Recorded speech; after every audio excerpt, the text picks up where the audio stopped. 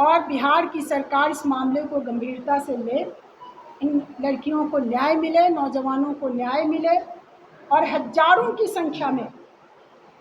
ऐसे लड़के लड़कियां जिनसे 20,000 25,000 की ठगी की गई है,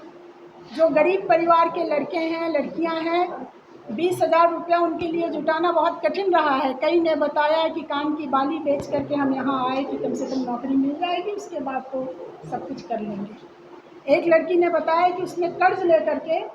20,000 रुपया वहाँ दिया था और अब उसका सूद चुकाने में ही वो लगे हैं,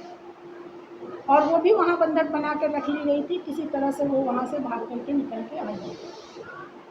तो इस तरीके से वहाँ कह लीजिए तो ऐसे लड़के लड़कियों को एक तरह से ये बंधक बनाते हैं और उसके बाद कहते हैं कि तुम और लड़के लड़कियों को लेकर के आओ।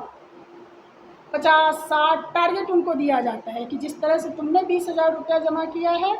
इस तरीके से दूसरे और लोगों को पकड़ के ले आओ, उनको इसमें शामिल करो। और लड़कियों को कहा जाता है कि तुम अपना जितना ज़्यादा फेक आईडी बना सकती हो, इंस्टा पर, फेसबुक पे, तमाम जगह पर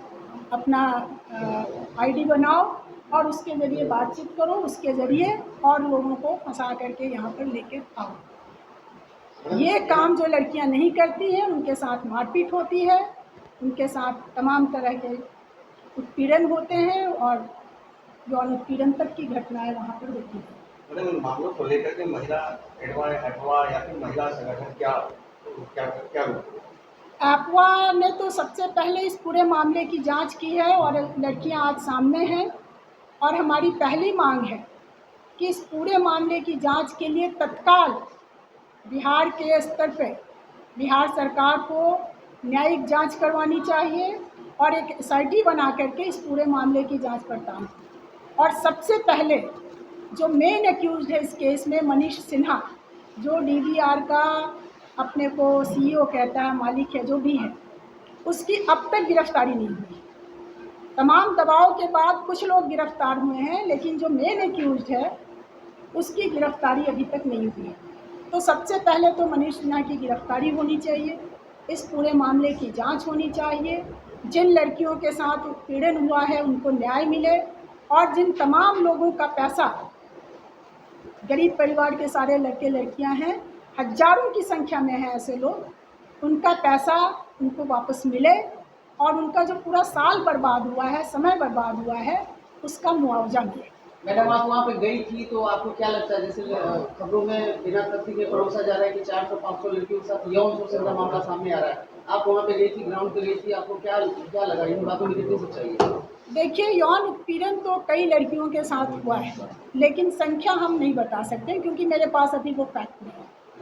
लेकिन बातें ये हैं, जो लड़कियां वहाँ पर रही हैं उन पर ये दबाव बनता रहा है,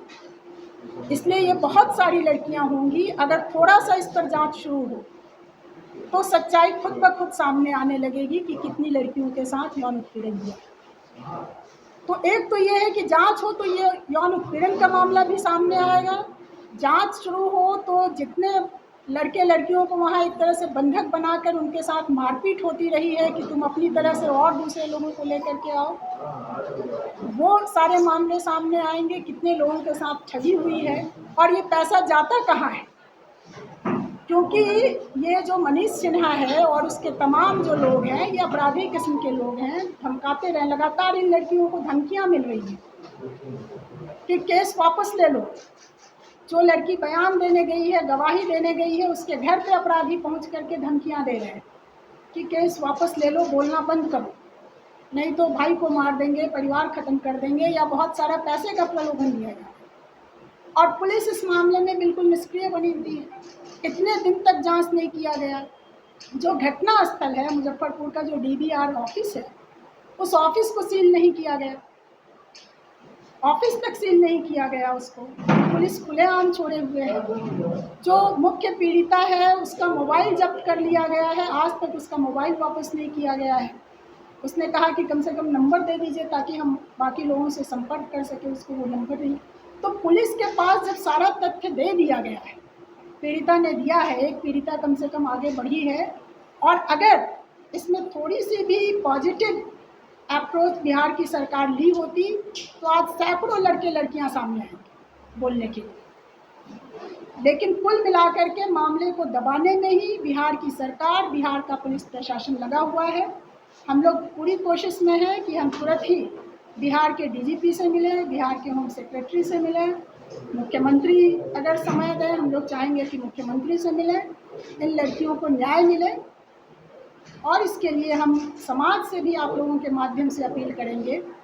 कि आज बिहार में जिस तरीके से ये हो रहा है, एक मुजफ्फरपुर शेल्टर होम कांड सामने आया था,